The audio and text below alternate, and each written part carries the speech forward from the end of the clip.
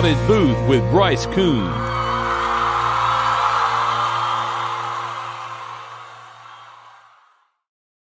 Hello, everyone, and welcome to another episode of the Crowded Booth Live. It is Monday, October 18th, 2021. Ralph Leary alongside me here. If you're listening on the radio on Tuesday afternoon, we're going to get you prepped up for, and Ralph, the game's going to be going on at the same time once again. Tuesday at 5 o'clock, Atlanta's going to have first pitch against LA.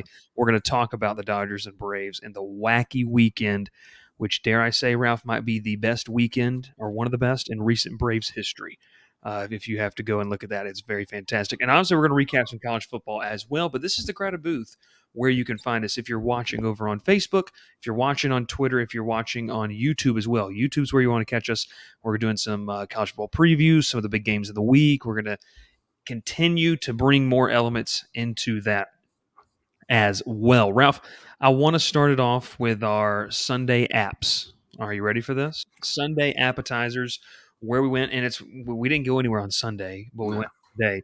Well, it was supposed to be Philly cheesesteak quesadillas. Did not turn out to be that way. And it did not turn that way, but they were still good. Some chicken quesadillas from Ivy Park, right here in Columbus, Georgia, the Midland, Georgia, more Fortson, Georgia area, I guess, however you want to say it. Where are you going to give them the grave or the grade? They're not taking them to the grave. Yeah, let's not do that. They don't do that. The chicken quesadillas, what are you going to roll with them as? What you going? 1 out of 10? I'm going to go 6 because I was expecting a cheesesteak, and we didn't get cheesesteak. I've had a cheesesteak one before. They're really good, and I'll go with a 6. You're going straight up 6. Mm-hmm. Straight up 6. Yeah, I mean, I think it's a step above what we had our first weekend. Not as good as what we had at Texas Roadhouse. Where we go Texas Roadhouse? 7 or 8, something like that. 7 was the highest so far. 7 was the highest. So I'm saying 5.5, 6. I'll sit right there with it. Well, once again, this is the Crowded Booth Live. If you're watching over on Facebook or Twitter, first off, if you're on Twitter, the Twitter came out with their new algorithm. They got rid of Periscope. So the big problem is we can't see your comments live. That's what makes this show really fun. So if you wouldn't mind, go and hit the YouTube link as well. It's over on my profile. You can catch it there, or you can just head to the Crowded Booth on YouTube, search that as well. As Ralph and I are going to be bringing you about 52 more minutes worth of great sports content. Ralph, I'm throwing you for a loop here. Oh, God. We're going to kick it off with some local coverage. We're going to go local, we're going to go college football, and then we're going to go with a little bit of the Atlanta Braves in the show off. Let's start local here, but it has national implications. Michael Williams, the defensive lineman who's played inside and outside at Hardaway, but prototypically he's probably going to be more of an outside guy at the college level. Mm-hmm. Michael Williams makes a trip up to Athens. This is an official visit. This is not the first time he's been to Athens in the month. He's been, I think, off the record, I think he's been like 2 or 3 times in the past month. Like he's been like 2 or 3 of the home games already. I do know that for sure. Mm-hmm. He posted the picture today. You sent it to me, and he put that on his Instagram story. And then about 2 hours later, he tweets it out. Georgia just picked up another commitment. That is obviously really, really big. AJ Ingram already on Facebook. Boom, boom, boom. But quick shout out to AJ real quick before we interrupt. AJ Ingram, if you're listening on the radio and you're like, who is AJ Ingram? We're reading live comments. AJ got engaged this past weekend. So congratulations to AJ. Fantastic opportunity. We saw him last Monday at the Braves game. AJ, I don't know if you were, I guess, with the engagement, you probably didn't make it up this weekend, but we're going to talk a little bit about that. We'll recap that for you as well. But, Ralph, going back to Michael Williams, this is a player, and I'll just be honest, that is a kind of guy that can, first off, be the number one guy on a defense. He's also a guy, in Ralph, that he seemingly has the ability to recruit other players to come play with him at a certain school. I want to get your thoughts on kind of what's happening. Now, obviously, for people who don't know, this is a 5-star by 24/7, one of the top players in the nation. You and I were talking past Friday night at a high school football game. He's probably one of the best players we've seen come out of Columbus, and I would say the past 5 years. I mean, he's just very, very good, and you could probably go a little bit further. What are your thoughts with the decommitment, with the commitment currently at USC, but the firing of Clay Helton, some unrest there? I know we know he has a great relationship with their defensive line coach. But I'm going to tell you, when, that's a cross-country flight and the coaching staff's probably not going to be the same, and now you have 2 big schools in Alabama and Georgia that are right in your backyard starting to pick some things up. When you talk about Michael Williams, I mean, you have great things to say about him. What did you take away from a little bit of the pictures that he posted this past weekend? Well, if you didn't see any of his Instagram story, game day, there were fans with the signs they were spelling his name out. Yes. Obviously, we've seen the Arch Manning ones, but for Mike Kelligan, I think that really meant a lot to him. Obviously, he is very humble guy. Talking to him and seeing him in the past few weeks and how he plays, and he's not a showboat guy. He's not going to sit out there and talk a lot of crap. He's going to show up on the field, and we've heard that. He's on defense. He plays both ways. He's playing offensive line and defensive line occasionally, and he wants to play tight end sometimes. But he's just so athletic that he can do it all really. But if Georgia is able to pick up Michael Williams, that adds to this insane defense already. In the next few years, his defense is going to get better. You're talking about a guy who plays outside linebacker, maybe defensive end. I wouldn't compare him. I don't know how I compare him to at Georgia right now. You really can't because everyone's just so different on that defense. You got your third down out defensive ends, Adam Anderson. You got Nakobe Dean, who's an every down player. But I can't compare both of them because I think Nakobe Dean can cover better than what Michael does. And I think Adam Anderson's a better pass rusher just because he's a lot faster. But if Georgia's able to swing or flip him in the next coming weeks, months, it really shows you, what losing a coach does to your program. Because if USC wants to keep him, they got to bring a coach in that can keep Michael and others on that commitment list because they wanted to play for Coach Helton. He's gone. Mm-hmm. All right, who comes in? Well, we have an interim coach who's still there, but he's not going to be there next year more than likely. It's USC. It's not a job you get handed to every year. Yeah. So you have to earn that job or they bring you in separately. So. And the reason this is local and we're talking about it, people on the radio might be interested. And I know people, it fits perfectly. It's a local guy who plays at Hardaway High School. Mm-hmm. Ralph, we saw just kind of a exodus of a lot of talent from Hardaway in this past offseason. And Michael stayed. He stayed with the new regime. And, Hardaway's had some struggles this season, but Michael's obviously been a star on that team. When you talk about a guy who's transcendent, Ralph and I talked about it earlier in the beginning, for Michael Williams, I think what's so huge is the effect that he has on other recruits, especially in the state of Georgia. Christian Miller, you and I have talked about him. He's a guy who, he's been out to L.A. to visit USC. He's been to Georgia. Alabama's courting him as well. It has that feeling. And I'm going to tell you one thing for Georgia, and we're going to talk more about Georgia here in a second. For Georgia, it could be the perfect storm. It really could. I don't know about you. I know you didn't play a ton of defense, but you're more an offensive guy. If you looked and you were a defensive lineman, you see how these guys are not only, Ralph, you have some highly touted guys, but a former 3-star in Jordan Davis, how he has matured both physically and mentally at the college level. But you also see what he's been able to do just from his productivity, how he is, just gotten better his time at Georgia. I think that speaks a lot of volumes to some stud defensive players that are in the state of Georgia saying, this is one thing that this is one thing to go to a school like USC, which is great, but when you have a school right in your own backyard that is producing, which a lot of people think this season, the best defense that we've seen recently in college football, that has to speak volumes. I think it has to speak volumes. And you add the fact that Michael has a very, I think it's safe to say him and Christian Miller would love to play together. I don't think there's any doubt about that. Oh, yeah. I mean, well, if you look at, talk about Jordan Davis, 3 years ago, he was a really good defensive tackle. I mean, honestly, he was. He's a good defensive tackle.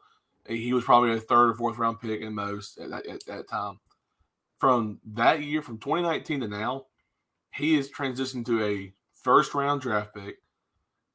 And some people are saying he's a Heisman candidate. And he's a defensive tackle. Last time we saw that happen was in the Ndamukong Suh. Obviously, he didn't win it, but for a defensive tackle to make it to the Heisman, it shows you how talented and how good they really are in development at Georgia.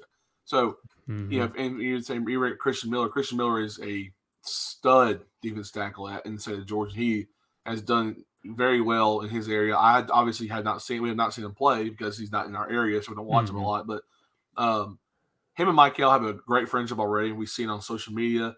They're always together. They do a lot of recruiting visits together. I believe Christian Miller will be in Ohio State this weekend. Yes.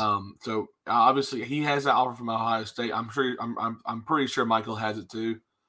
They both basically have received offers from every other college in the country because they're both very talented and they would like to both and get both of them. I think Georgia and USC are still on that list for both of those guys. They both are listening to their Final Fours. Michael's still currently committed to them as of right now. things could change in the next 24 hours or months to come. So if you're able to get Michael Williams at Georgia, you can expect Christian Miller is probably not far behind him. Yeah, I like what you said. Not far behind. It's not a for sure thing because I'll tell you one thing. Well, Ohio State has really been involved. I don't want to say behind him. I don't want to say like he's following Michael. No, but you could say that decision might be the next domino to fall. That could be something. It's more like I can stay in state, play with my best friend, and we can reign chaos in the SEC for the next 3 or 4 years. And that's what. And if you ever heard me say that, I feel really bad. I want him to say like you're following in place of someone else. You're not. But do your own thing. Go where you want to go. If it's Georgia, go to Georgia. If USC, go to USC. If it's Ohio State. It's your decision. It's no one else's decision ever. Oh, yeah. And something, too, I think is going to be very interesting to watch how that progresses and plays out. And as we were, getting ready to go live, Georgia just nabbed another recruit. They flipped an offensive lineman from Florida State. So it's just the recruiting train's off the trails right now, or off the rails, I should say, for Georgia. We're going to talk college football. We're going to get the Braves a little bit later on. But we're talking college football. We're talking about Georgia and Kentucky. We're going to lead off with them. Ralph, on the tweet that I put out, I had a couple teams that were trending up for me this past week. Those two are two teams that met last week, Georgia and Auburn. Two teams that were trending down for me, Florida and Arkansas. So let's dive into those 4 teams. Then let's talk a little bit about what we think is happening across the landscape of college football because a group of 5 team is number 2 in the country. You and I talked about it all season long. For people who watch the show and listen to it, and Ralph, I was at the Braves game last night, and I had someone come up to me, and I kind of know him. I know him through social media. He goes, dude, I watch your show, y'all's show. It's awesome. So we really appreciate that. Big shout out. And I think you met somebody or somebody stopped you and said the thing, so we appreciate that as well. Well, across the area. I had one today actually at work. One of the drivers where I work at said, "Oh, nice! I watch your show every night." So shout out to Doug. Thank you we appreciate it. I appreciate Doug. As always, a staple in Columbus, Georgia is Doug Duncan. Yes, big time. But Ralph, Georgia, I've watched the extended highlights. So I didn't get to watch the game. The full 48-minute condensed game. Georgia's defense is unbelievable. Now, you texted me, Kentucky did some things, and I'm going to give them credit. Play calling was great for Kentucky. But that's what's so crazy about Georgia's defense, Ralph, because the play calling was great, but Georgia leads the country in fewest plays over 20 yards allowed. At one point, it was 9-0 in that category. Georgia with 9 plays over 20 yards, Kentucky with none. Chris Rodriguez, 7 rushes for 7 yards, Ralph. Cavassier Smoke, 14 yards. Will Levis, a lot of hype for him coming. I still think he can be a good quarterback, but they limited him. So let's talk about this Georgia team. I mean, holy cow. Jalen Carter, you already talked about Jordan Davis. I mean, some of these guys are just straight up not unblockable. Like, I don't think that you can scheme to unblock. Use the proper term. They're straight up dogs. They're straight up dogs. Ralph, I mean, if you were an offensive coordinator, how do you scheme against this team that one thought that the secondary might not be as good? And I'll say to that, Darion Kendrick, the transfer from Clemson, has played great. Keely Ringo hasn't allowed a touchdown yet. Latavius Brinney has filled in admirably for an injured Christopher Smith. Dan Jackson, number 47, the white guy. He's playing well. I mean, this defense as a whole, and I don't even we need to get into the conversation of who we think the best linebacker in the country is, Nakobe Dean, who anchors Adam Anderson. I mean, it's a long list, Ralph. So what have you taken away through the first 7 games as Georgia enters this bye week? I mean, it's just utter domination to me. Well, at the beginning of the year, we all thought Georgia's offense was going to be solid with JT Daniels at the helm. Have this great running back room. Have Pickens at receiver. Have some great talent right behind them. And, I mean, you have Darnell Washington, a freak tight end. You had Eric Gilbert coming in from transfer from LSU coming in. This offense is going to be elite. I mean, we're talking about probably putting up 50, 60 points almost every game. And now we're sitting here talking about Georgia's defense is the reason why they're this far in the season, this undefeated right now. You look at Clemson's game. Obviously, Georgia's offense didn't score. Their defense scored for them, and Georgia's defense has done that most of the year. As either stop people completely, just doesn't let them get past half or midfield, honestly. And now we're talking about this defense, how elite they are because they don't allow touchdowns. Kentucky scored twice. I'm pretty sure that's the most touchdowns scored this year on Georgia's defense. If I'm wrong, I'm wrong, but 2 touchdowns is the most Georgia's allowed a year. Am I right, Bryce? I think that is. I think 13 points was the highest amount.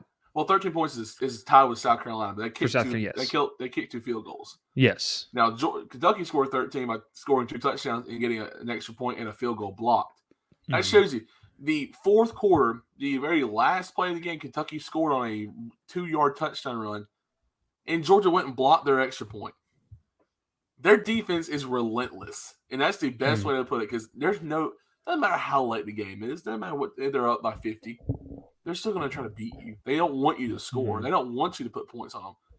13 may be the most points scored on all year, and that just tells you how dominant this defense is, because they're going to face offenses like you're done. Well, you don't really have offense. You got Florida. That's really all that's left is Florida and Tennessee. And Tennessee's going to be in Knoxville, and I'm going to be there, and I'm going to enjoy every bit of it. But just defense is so good, man. It's full. It reminds me of if I'm wrong, I think it's the 2014 Alabama defense, where it was just filled with first rounders, nothing but first rounders, and this was the defense. It's not everyone's leaving next year, but these guys are going to be first round, second round draft picks in a few years because they're all so good, so well coached, and very disciplined. You don't see a lot of penalties by this defense. You don't see targeting. You don't see a lot of pass interferences. And granted, there have been some, but some have been kind of questionable at times. And it shows you bring up Dan Jackson. Who would have thought Dan Jackson would be one of the better defensive players for Georgia? I didn't even know who Dan Jackson was. No one did. And that shows you how good this defense can be, because a guy like Dan Jackson comes in and goes, I'm going to have 6 or 7 tackles tonight, and I'm going to help this team win the game. Now, people will say, well, seven tackles is kind of small. When your defense is averaging probably at most, a player averages is at mostly 10 tackles per game by themselves. That shows you, like, these guys aren't going to have 20 tackle games. They're too well balanced for that. They're not defensively heavy like Auburn was a few years ago. Yeah, they're not. It's not dominated by 1 or 2 players. They truly are superstars all across the field, and I think that's what makes Georgia so dangerous. And you talked about it. I mean, Kentucky's game plan going in, they had some great. I mean, we knew going into this game, and I talked about it in our preview that we did last week. We knew going into the game, Kentucky was going to have to be perfect. It was going to have to be a perfect game for them to beat Georgia. Now, listen, I think Kentucky played well. You and I talked about it earlier. I think Kentucky could very well go 11-1 and find themselves in a New Year's Six bowl, depending on what happens the rest of the way. Ralph, you have to think about it. I mean, Kentucky could find themselves as the second team in the SEC and get a Sugar Bowl nod if Georgia goes to the playoff, which if Georgia runs the table and they beat Alabama in the SEC title game, once again, we don't know how it's all going to shake out, Kentucky would assume that number 2 spot. So it's just crazy to see what Georgia's defense been able to do. And I think it also speaks volumes too, Ralph, about the offense, because even when the offense struggled a tad bit there in the first quarter against a good Kentucky defense, this is a Kentucky defense that was top 15 in the country. I mean, it wasn't like they were a bad defense. Like they were number 11th ranked in total defense in the country coming into this game. Even when they struggled, Georgia leaned on the defense until the offense came. And I'll even say this, it feels a little bit different.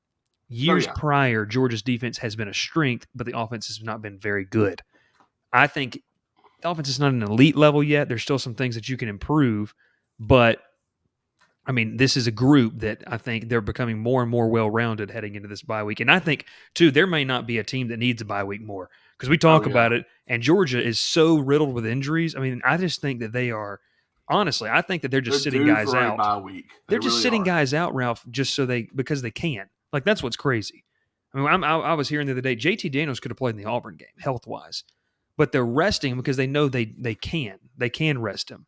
But and honestly, do you really want to play him? I mean, Stetson's done very well. I mean, obviously, a lot of people have been telling me, well, you need JT to beat Alabama. Do you, though? This defense is way better than last year's, in my opinion. The offense overall, they've been clicking. They really have. I mean, Brock Bowers is a freak of an athlete. Brock Bowers might be the best tight end. Like he in the country or in the SEC? One over in the SEC. I mean, I love the guy that's out at A&M. I think he's great. Watermeyer, like he's a good player. Brock Bowers will be making plays on Sundays. Brock Bowers is a freshman. he plays like a tight end position as a slot receiver, basically. He tied and broke the record for most touchdown receptions by a Georgia tight end, held by Leonard Pope, which Georgia fans know and love. in his freshman season, like through 7 games. He had 5 catches for 101 on Saturday for 2 touchdowns. And talk about his speed as well. It's crazy. It's crazy. And here's the thing. And people were, I know a lot of people who've trashed Stetson Bennett, who don't want to see Stetson Bennett succeed, honestly, because they want to say, oh, I was right about Stetson. Yeah. You don't have to throw 400 yards a game to win games. He threw for 250 on 14 completions on 20 attempts. I'm with you. 3 touchdowns. You don't need 400 yards when your defense is this good. You give me an average game, Stetson, and then let our defense take over. That's all I need to hear. That's all I need to hear as well. That's all that we are going to hear about Georgia. Georgia's very good. They're trending upward. We're going to talk about the Auburn Tigers when we come back right after this. Cook's Place began serving our signature hot dogs in 1985 from a cart on Broadway. We still serve the best hot dogs and scrambled dogs in town at the corner of Moon and Miller Road and at the landings. Our friendly staff won't let you leave hungry. Come in and eat to the beat with our 50s jukebox. Cook's Place. Fast service, great people, awesome food. What are you waiting for?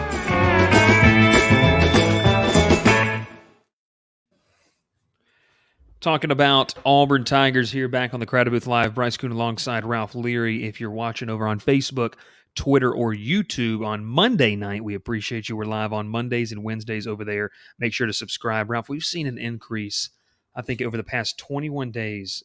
I think it's gone up like 70-something subscribers on YouTube. So we're nearing the 200 mark, which, is we've truth be told, we really didn't put a lot of stock into YouTube. Now we are, and when we are, we're starting to see a lot of dividends. So we need to make a contest for the 200 subscribers. So Ralph will Venmo someone $2. Well, $200 for $2. $200 for $2. Yeah, $2 for the 200 subscriber. That's okay. We're talking Auburn Tigers, and if you're on the radio and you're driving home on a Tuesday afternoon, 5 to 6, and you're in East Alabama or West Georgia, where you can hear us on Tuesdays and Thursdays, you're saying, man, those Auburn Tigers, I think it's officially okay to label Auburn as the Jekyll and Hyde of college football.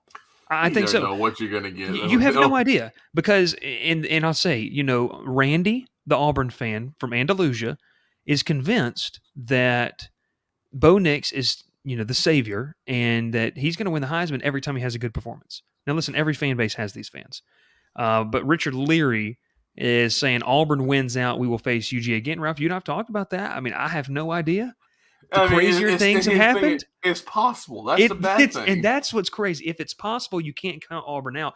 But Ralph, talk to me. What did you see from Auburn, Arkansas that was a positive, and that was just something that they feel like they can take away? Because Bo Nix was efficient. The numbers weren't eye-popping. I mean, when you look at the box score, 21 of 26, 292, which that's a shade under 300. 2 touchdowns, interception. The 2 things, Ralph, I want to see go away. The interception. Obviously, I know that's one big thing. And then the average yards per pass, just 11 yards. I mean, it's getting higher, but I think that Auburn's got to find the ability to spread the field. They did that. Demetrius Robertson had the fantastic catch over the middle. But I think too, I was talking with somebody, and I think he's watching the show.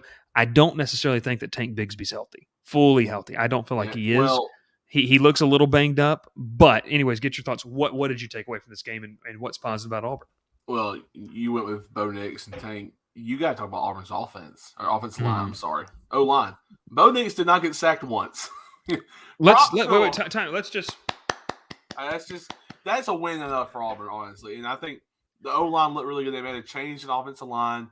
They sat Troxel, I think it's his name, Trexel. They sat him, benched him for they benched him for someone else. He played outstanding. The whole offensive line looked really good for Auburn. They held together, gave Bo time to throw.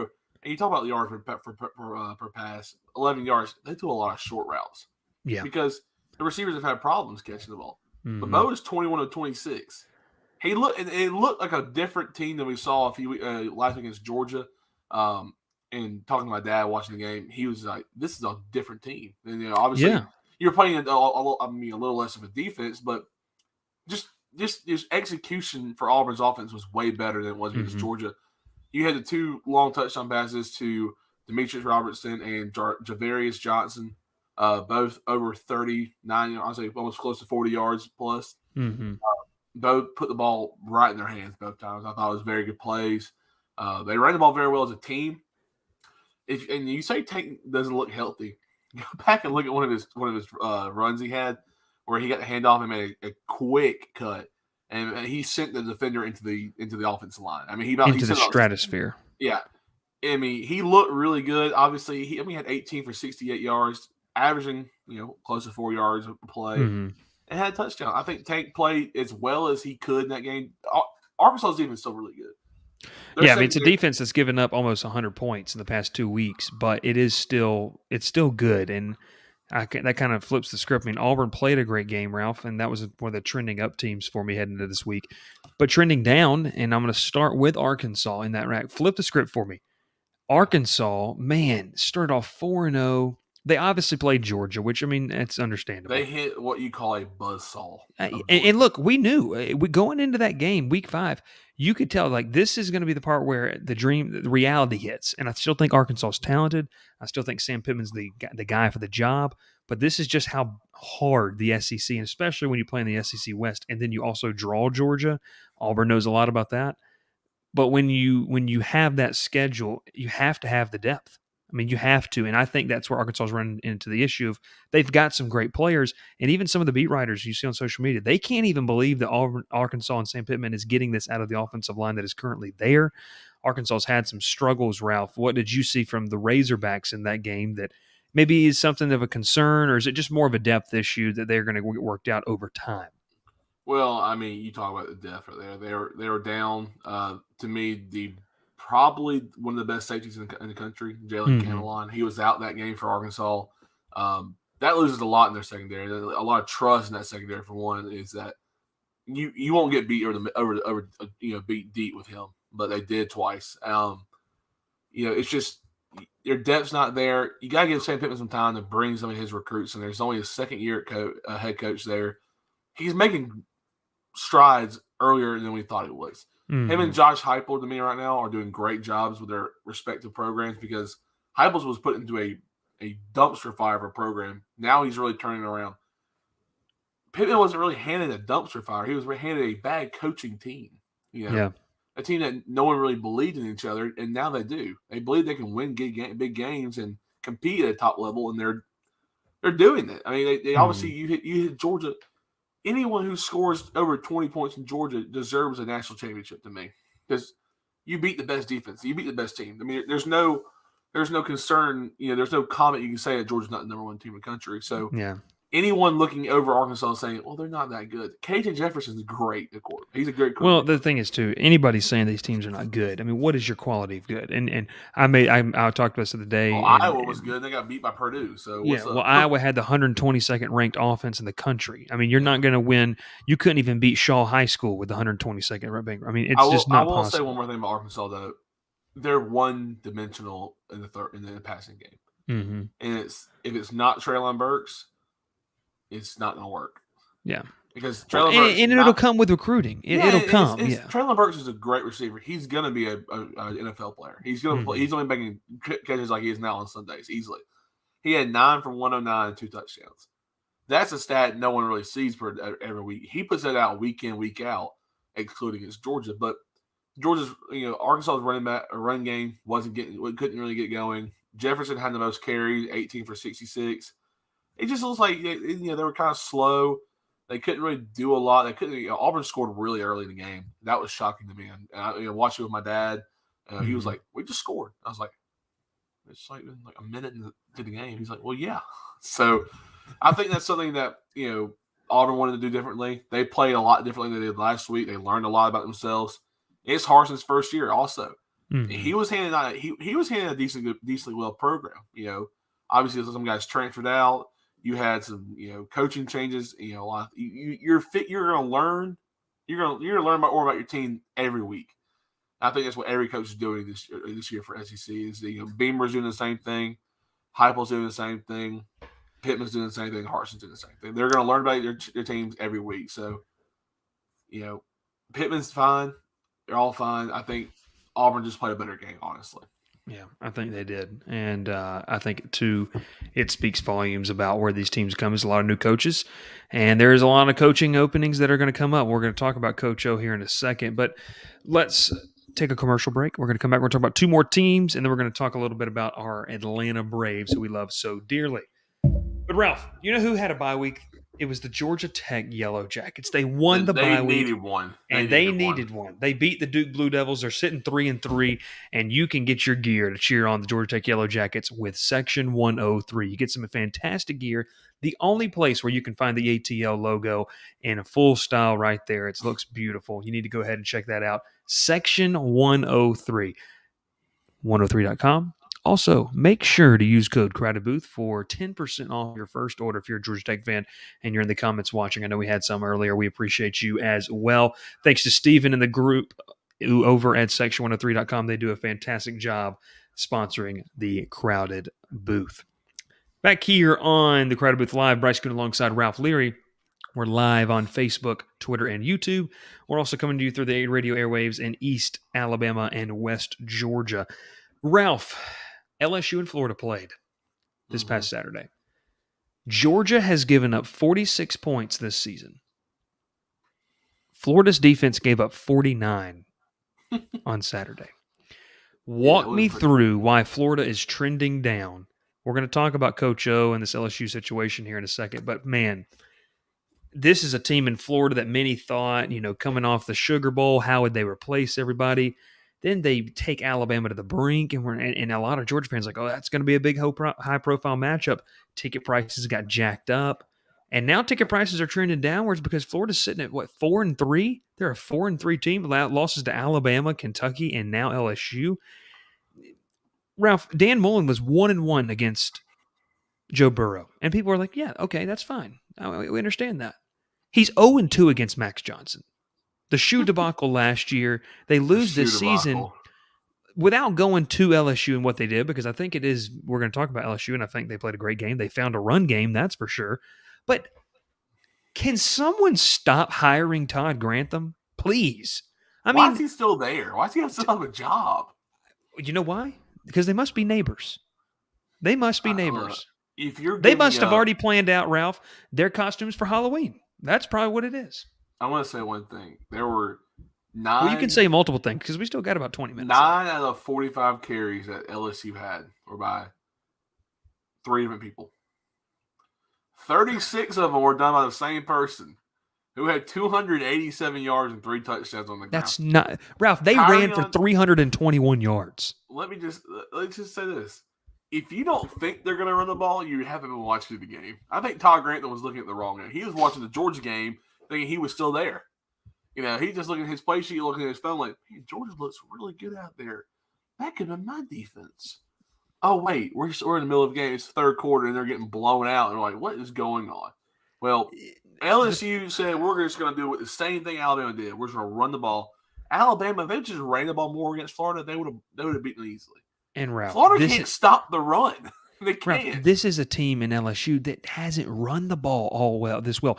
Ralph, Davis Price has 574 yards on the ground this year. He had 387 in one game. Or 287, I'm sorry. He had 287. He had more than half of his total yards in one game. Yeah, well, here's another thing, though. Florida's got to figure out their quarterback situation. Both played Saturday. Both threw about 160. Richardson had 3 touchdowns, 2 picks. Emory Jones had a touchdown, 2 picks. They threw 4 interceptions on Saturday. You can't have that when you're playing 2 different quarterbacks. Yeah, you shouldn't be playing 2 quarterbacks in the first place, but if you are, you don't want 4 interceptions thrown. So, when I look at this, Ralph,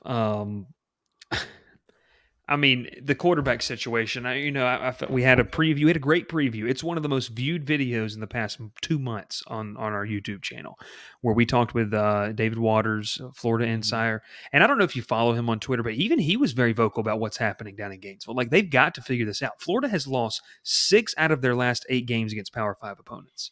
That's like, at what point we're going to talk about this, the leash on Coach O. The guy wanted. People are like, well, he didn't win it. He coached they won a national championship less than 2 seasons ago. Dan Mullen's done this, and they haven't won anything. They've won the SEC East once. So for Florida, in this sense, you talk about quarterback situation. To me, Emory Jones, you got to start Anthony Richardson. Now, I know he had the 2 picks, but he's young. You have to believe that he's going to be able to play better. I think he offers another dynamic a little bit. And what's terrible is they get the bye week, but then they got to come out and play the undisputed number one team in the country with the greatest defense Undisputed. since the '85 Bears, according to some people. Throwing it out there. It's crazy. It's. Well, I'm just saying that's what people are saying. I'm not saying that. I mean, I always compare it to other SEC defenses, honestly, but we weren't going to get into that one. But they've got to find something. They have to find. I mean, they've got to. They have no identity. Yeah, you got to identify something that's going to work for you. Because if you're just sitting there trying to figure out, well, we're going to throw the ball, or we're going to run the ball. Or we're going to be dynamic and be able to do both. Be able to run the ball enough to open the play action up like you did last year. I mean, look what Florida did last year against Georgia. They ruined Georgia's chances with a wheel route. They wheel routed them to death. If you weren't calling the wheel route was next, you weren't watching the game. So, I mean, Florida's got to figure something out. And honestly, it's already too late to figure it out because it's week 8. This is week 8. Yeah. Week 8. You got to play Georgia still. That's probably going to be in their loss. You're going to go 4-4, and you're going to be 2-4 in the conference. You're going to have all 4 of your losses out of the conference. Or in the conference. In your conference. Well. Yeah, and you still have, they're going to play South Carolina, Samford, which, hey, listen, Samford has a high-powered offense. That's all I'm going to say about that. And then they play at Missouri, which, who knows? Missouri hasn't won a conference game yet. And then Florida State, which we're not going to talk about that. But, yes, okay, something like that. Man, it's crazy because you see what's happening in Florida. And then this is okay, so walk me through this. When is the last time, Ralph, that you can say a team upset a top 25 team and their coach got fired? That's what happened to Ed Orgeron. Now, he's going to finish the rest of the season. And you know what that seems like to me, Ralph? That's like when you're dating a girl and you're about to go off to school and y'all mutually decide to break things off. And you mutually decide to break things off to the point of where, like, when July 31st hits, we're not dating anymore. So what do you do? Just like hang out? Like, is it kumbaya in the LSU football office? Like, what's happening? He knows he's not there. Like, there's no... Run it into the ground. Run the program into the ground. Do it. Jimbo Fisher to an extent. Jimbo Fisher to an extent at Florida State. I'm leaving it in the year, but before I leave, though, I'm running it to the ground. Coach should do the same thing. I'll say this. Do you feel like that they went about it the right way? Should they have just cut? I feel like they should have just cut ties right then and there. But you can't cut ties after a win like that. I mean, what is LSU's record? LSU is they have the same record Florida has, but they have 2 losses in the conference. I mean, you have a quarterback that can barely throw the ball, in my opinion. Left-handed for one. It's a mess. It's a mess. What do you take away from the Coach O situation? I mean, it's very interesting. If you were going to fire him or you were going to let him go, you should have waited to the end of the year. You don't do this middle of the season right after he gets a huge home win against.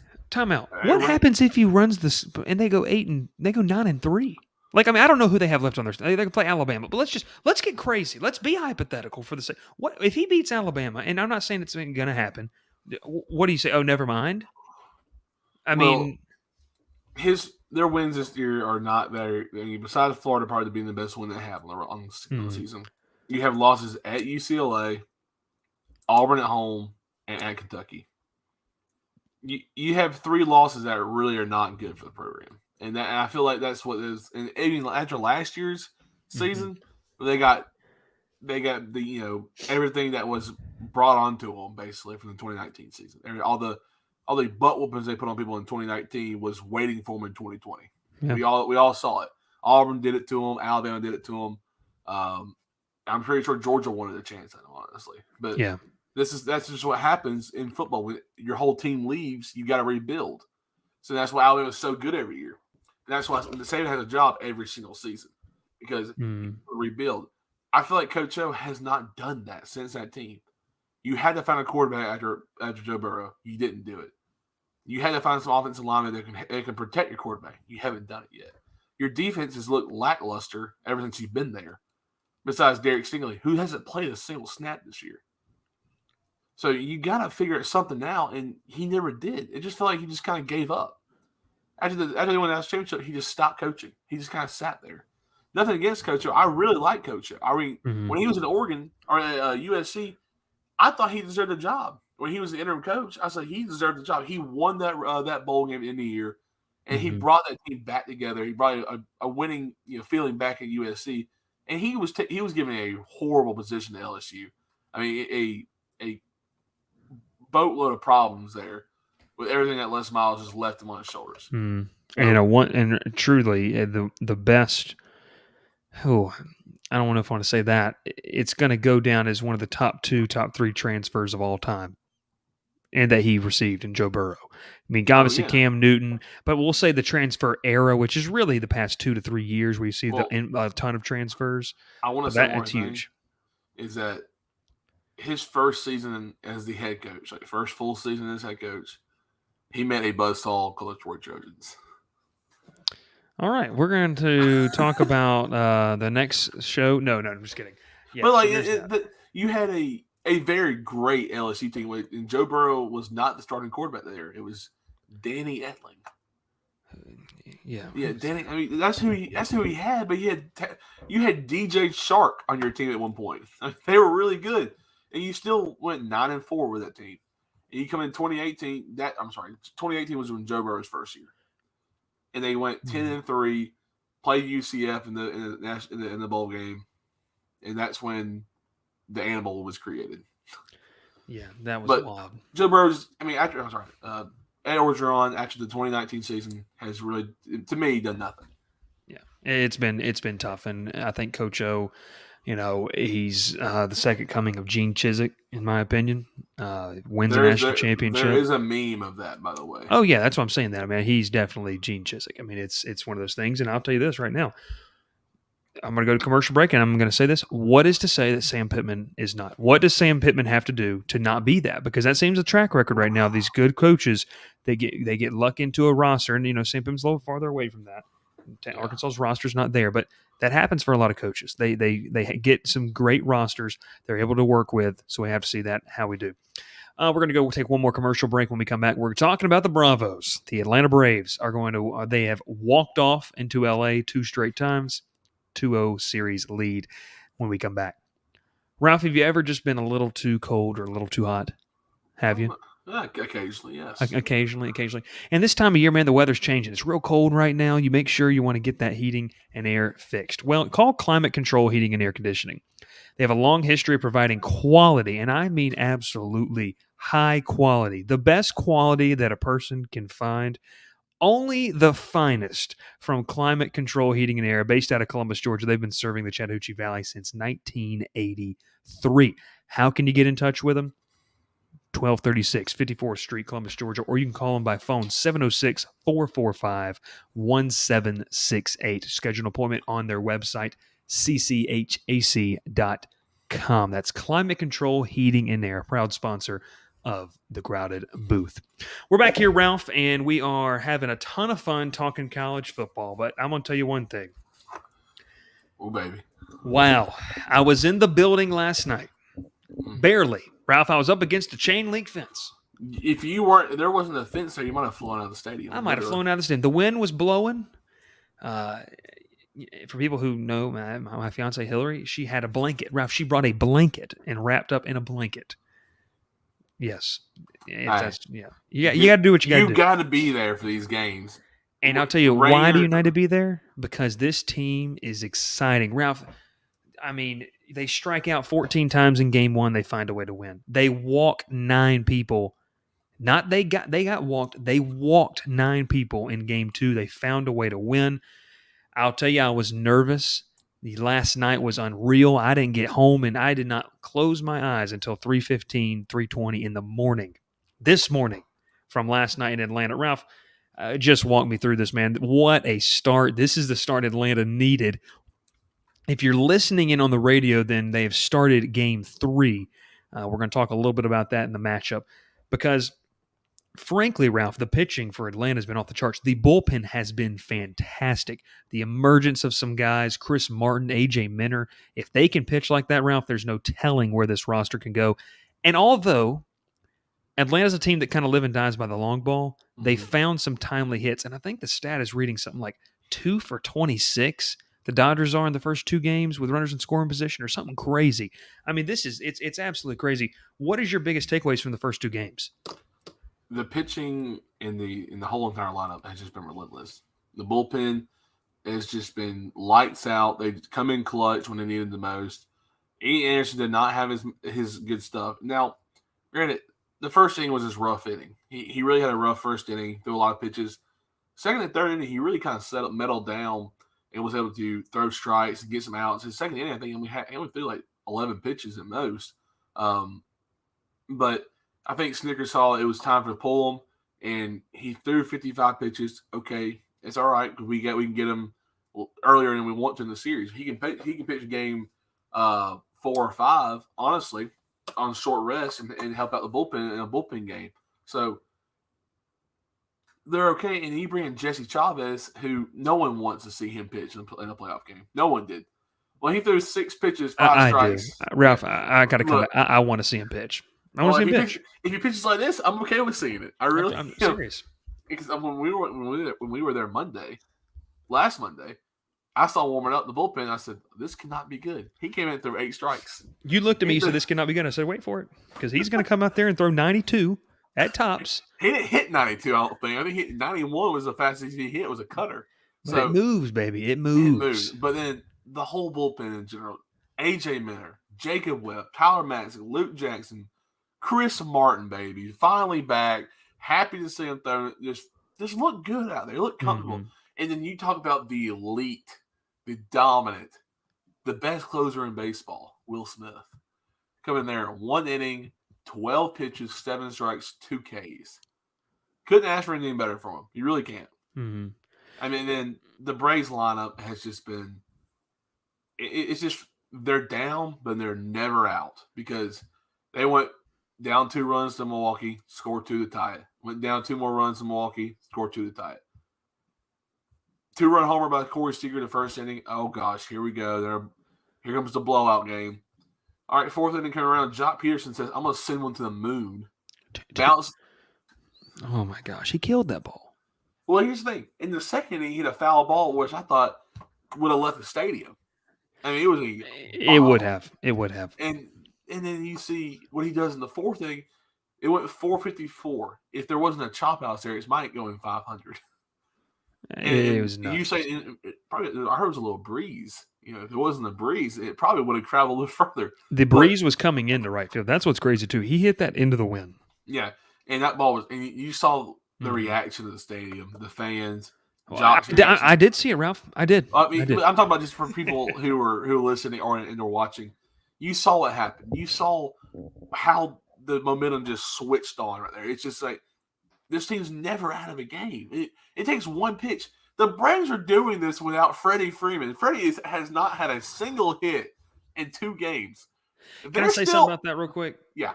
It's Freddie Freeman. Okay, it's people on social media say, is he hurt? Is he hurt? No. He's tired. He's just slumping, man. And even Freddie Freeman slumps. Now, 0 for 7, 7 straight. Someone literally put on Twitter, no major league player should strike out 7 times in a row. Who are you again? What's the guy? Is that the same guy we're thinking of here? No. Bill? No, not Bill. Bill Plaschke needs to go ride a roller coaster. That's what he needs to do. He needs to have a little fun in his life. Dude, some Waffle House, please. Yeah. What did they call it? The sanitary mall or whatever? He said that Truist Park is basically a sanitary mall or a. We're not even going to talk about him because I don't even want to give him the time of day. It's complete ignorance. But the Freddie Freeman thing, like you said, they're doing this without Freddie Freeman, and that's what's scary. If you'd have told me, Ralph, that Freddie Freeman 0 for 7, 0 for 8 with 7 strikeouts, and Atlanta's up 2-0, I'd have said you're high. I would have said you're high because it's ridiculous. And obviously you don't have Acuna, but all those things. But within the series, and you don't have Soler. You don't have Jorge Soler. What has Eddie Rosario done? He's been fantastic. I read a rumor. I don't know if it's true. Apparently, Soler will be traveling to LA. I think he is traveling separately. Yes, because he can possibly come back for that 3rd game and or 2nd game in LA. Well, all he needs, and people keep alluding to the protocol of like, well, he just needs a negative test, and then he has to go above a board that MLB puts with like 2 doctors or whatever, and they have to team it. Now, it's completely ridiculous in my opinion to begin with, but anyways. If you add Soler back, don't take Rosario out of leadoff. That man went 4 for 5. Dude. Okay, keep him in there. Let Eddie Rosario. Alex Anthopoulos is the executive of the year. You're not changing my mind. Austin Riley is the MVP. I'll say this. I love how Brian Snicker's done. Gabe Kapler might win Manager of the Year because of what the Dodgers did, and that's okay. But now I want to say that what Snicker's been able to do with his bullpen in this playoffs. Well, you are right, but the vote's already in for Manager of the Year, and I did not know that. I agree. Yeah, so it's all regular season. It's all regular season, but you are right.